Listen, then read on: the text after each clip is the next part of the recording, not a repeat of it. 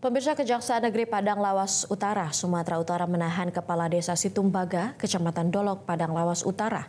Dugaan korupsi dana desa tahun anggaran 2022 dan tahun 2023 senilai ratusan juta rupiah.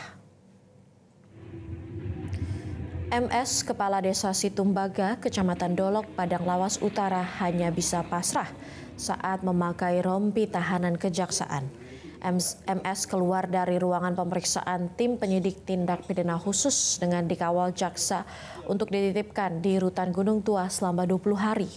Kasipitsus Kejaksaan Negeri Padang Lawas Utara, Gunawan Martin Panjaitan mengatakan penahanan ini dilakukan setelah penyidik menemukan bukti permulaan yang cukup terkait dugaan tindak pidana korupsi yang dilakukan oleh kepala desa yang merugikan negara sebesar 700 juta rupiah.